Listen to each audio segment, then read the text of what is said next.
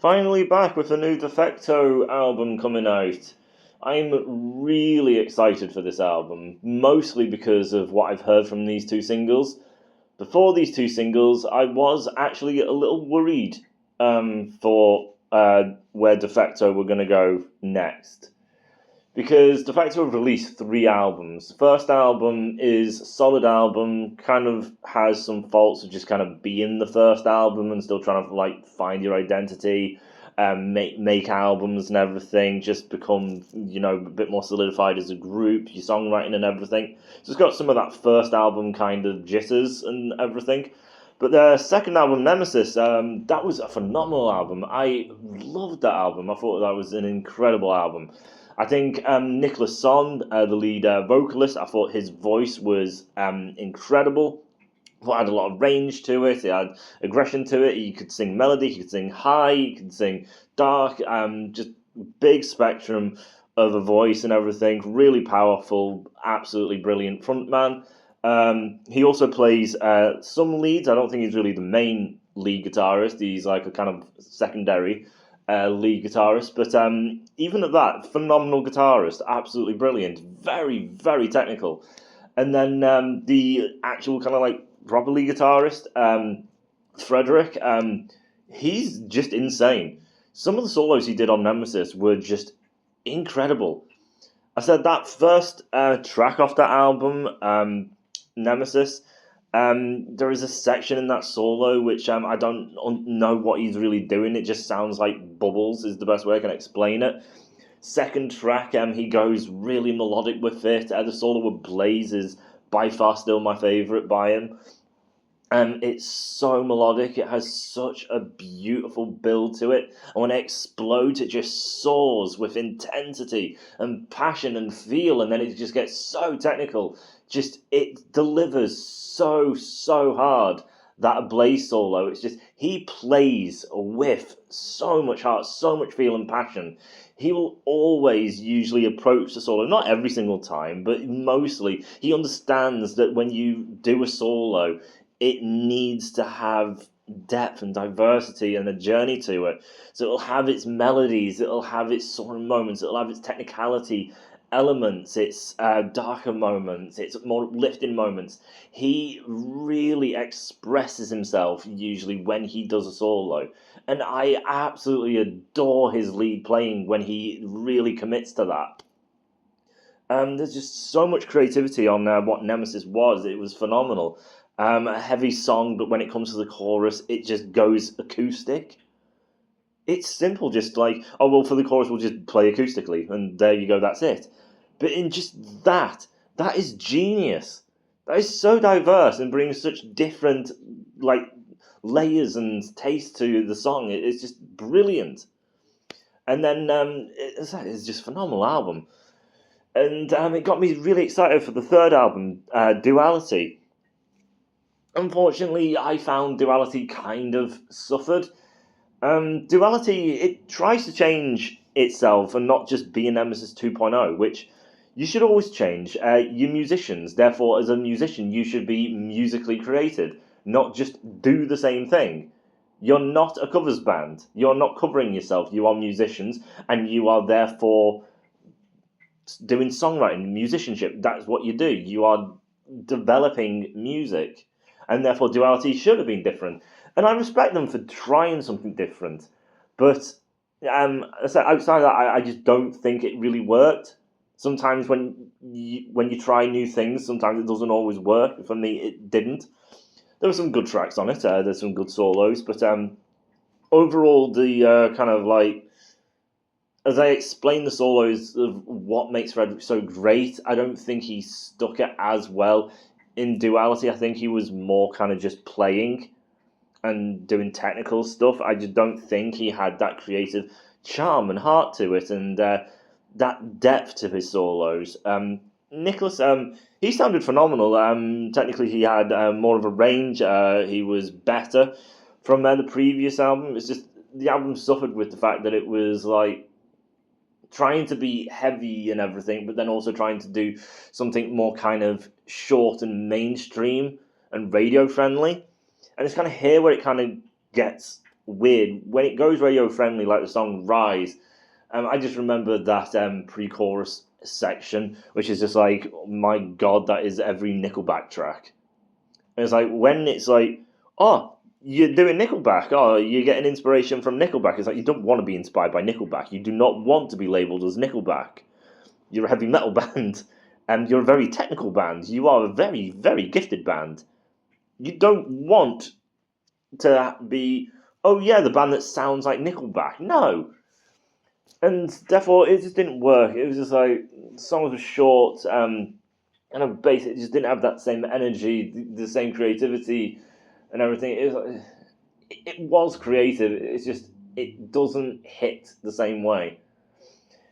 So it was just going mainstream and everything, radio friendly and everything, compared to what Nemesis was. And as I said, I do appreciate a change. It just didn't really work. I said you just needed a lot more from the solos and everything, from Frederick and everything. Just that passion and just that genius in the way he goes about playing his solos and orchestrating them. And yeah, it didn't work for me.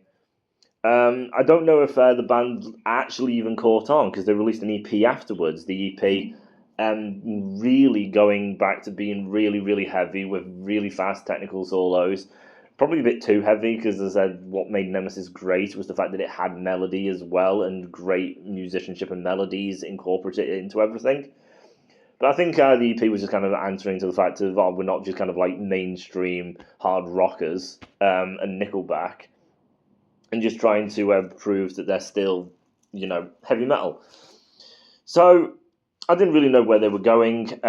So I really do like Nicholas. I listened to his solo work. I listened to him in Theory. I've listened to him in Airbus Descend, and obviously Defecto.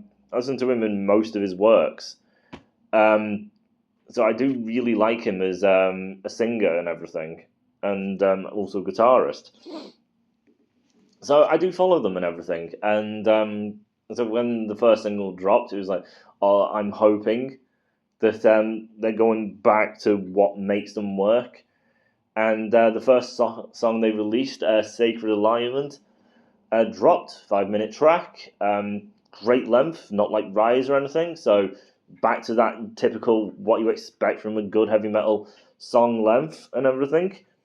Song starts, the riff is very sharp, very aggressive, gritty in your face, and it's a very, very good riff. I said Nicholas comes in with his vocals. His vocals sound brilliant in this. Like the verse, he sounds so good.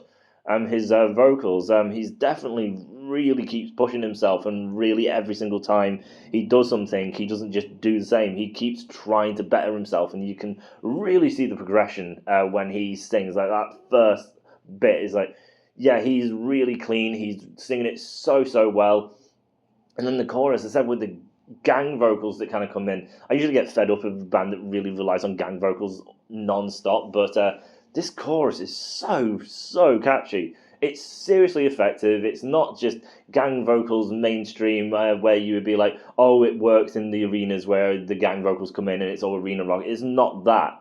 It's just very, very effective and just really well done. It just really hits hard.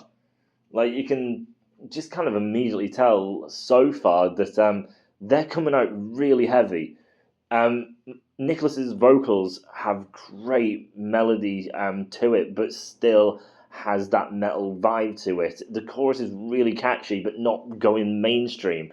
It's like they've learned from trying to go catchy mainstream, but have like learned from that, but then put it into metal now.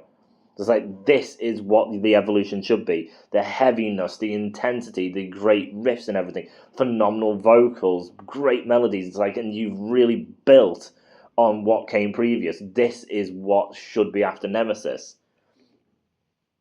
And then the second chorus is like, that gets extended, and then Nicholas gets into a higher register, just kind of showing his vocal ability again. It's like, oh yeah, dude, just sing to me, dude. Like, you're incredible. Love hearing the range. And then it comes to the solos. So you got two solos back to back. Nicholas starts off. Nicholas's first solo, very, very, very, very technical, but quite kind of cold. I do always usually prefer Frederick. I do believe he's just a far better guitarist. And Nicholas, it's just like, it's so, so sharp and cold in tone that I believe he's playing active just because it doesn't have much warmth to his tone. It's really, really sharp. And I said he's just kind of playing very, very sharp, zero warmth, technical, and that was basically kind of it. And compared to what Frederick does, it's like this gives you a different flavor and everything, which is like I always appreciate a wider canvas of things.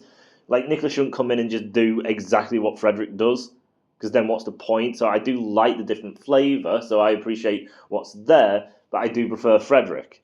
But I wouldn't want Nicholas to copy Frederick at all. I would want something different. So for that sharp, aggressive tone and everything, and being technical, appreciate it for what it is. I said the tone is intensely sharp. And then when Frederick comes in, this is what he does. He comes in, warm tone, beautiful tone. Melody, really melodic, really well thought through, really plays with the notes and everything. He really understands each note, lets it breathe and everything. He understands the purpose of the notes. And then eventually he builds into intensity, and it is really, really flash. It gets really, really flashy, really technical. Again, still great, great tone. And when he gets really technical, again, it's like, it's fast, it's technical, but it's not mindless. It's so well crafted, so well thought out. You can still feel the passion coming through him and just the purpose of, again, all the thousands of notes he's doing. It's like they all have the purpose. They all are expressive instead of just mindless, kind of like what Herman Lee does, where it's just like, what the hell's the point? He's just whittling for the sake of it. And then even amongst that technicality, he still has the moments where he lets moments breathe, which is what you need. You need to be able to breathe in between the gaps and everything to get that diversity. If it's just technical, note after note after note after note, it's just bland. There's just nothing there. It's not a canvas. You need the canvas in order to express all the different creativity, all the different colours of the spectrum. And it works exactly the same for a guitar solo. That's how it has to be. Just has to. And Frederick gets it to a point. It was phenomenal. I am so, so impressed that he's gone back to just how good he is. Then it goes back into that chorus. It's absolutely phenomenal. It's catchy, it's anthemic, it is insanely good, the chorus. Absolutely insane. And then we got the follow-up. Was it a one-trick pony? So then we get Eternal Descent. They've actually released this in the wrong order because on the album Eternal Descent is track 2 and Sacred Alignment is track 3. So it's wrong way round, but fair enough. But then, yeah, Eternal Descent. The riff is fucking insane. This riff is incredible. It is so, so impressive, technical, metal. It's just so good. It's one of the greatest riffs I've ever bloody heard. Just a phenomenal bloody riff. It is so, so good. Nicholas, again, vocally absolutely brilliant. So the pre-chorus, get a little bit of lead flash and everything from the guitars. I think they both kind of go, because I believe it's like Nicholas then Frederick and everything back to back. So the chorus is just heavy. It is really aggressive, in your face and everything. And then it goes into the first solo, which is Nicholas. I actually thought both were Frederick, just because Frederick usually does play more melody, and Nicholas is a lot more kind of usually technically based, a lot more intense. He can do melody, like you listen to his solo work. He has a way bigger spectrum, but usually in Defecto, I get a lot more. His tone is cold and sharp, and he's more technical, and Frederick is more of the warmth and a really vast light spectrum of playing. So yeah, the tone from Nicholas was actually kind of warmer compared to Sacred Alignment. It was a lot more melodic, so it did kind of confuse me. But yeah, watching the music video, and he's also told me he's first, and yes, he is. Good solo from him, though. Definitely preferred this solo over Sacred Alignment. So when it comes to Frederick's solo, though, as always, he's really, really good. I don't think it's to the level of Sacred Alignment. Sacred Alignment was a much vaster solo with a lot more kind of going on. Eternal Descent, it's like he still has the melody and the kind of creativity and everything. It's just kind of a lot more kind of like held in. It's a lot more kind of restrained compared to Sacred Alignment, where he just kind of goes off. It's still really good though. So both of the solos are still both based on melody. That's the way it should be. I love more melody based than just being absolutely mindless. And as I said, what really hits for this song is just that riff is insane. And that chorus really hits hard. As I said, I prefer Sacred Alignment for Frederick's solo, and the chorus is friggin' amazing. But then Eternal Descent, I prefer it because of the riff. The riff is phenomenal. Absolutely insane riff. And I said the chorus is just really aggressive, something you can easily headbang to if you're a person who headbangs. Just great energy. Absolutely phenomenal. So I love both tracks. Both tracks I have things I like more than the others. Eternal Descent is way more hard hitting. It has a phenomenal riff, but then Sacred Alignment has a phenomenal catchy chorus and everything, and a phenomenal solo by Frederick. So Defecto are not messing around with this album. So maybe these two are just a fluke compared to the rest of the album. I don't know until I hear it. But if this is the album and what to expect, and the creativity and the energy and the solos, this album is going to be insane. Like, album of the year potentially, because these two tracks are friggin' amazing. So I hope they keep it up. Really nice album cover. Just throw that in there. I'm excited. I'm really excited. I believe this comes out Halloween, so October 31st. And yeah, I'm really excited. I cannot wait to hear this thing. I said early review copy. I'm open to it because I know Nicholas is actually kind of quite active, so he may see this review or something. I'm still going to buy it, like, definitely. I've got all the other albums. So, yeah, these two tracks really should listen to. These are like 10 out of 10 tracks, just brilliant. And this is an album to watch for. So, until another single drops or the album drops, I'll see you then.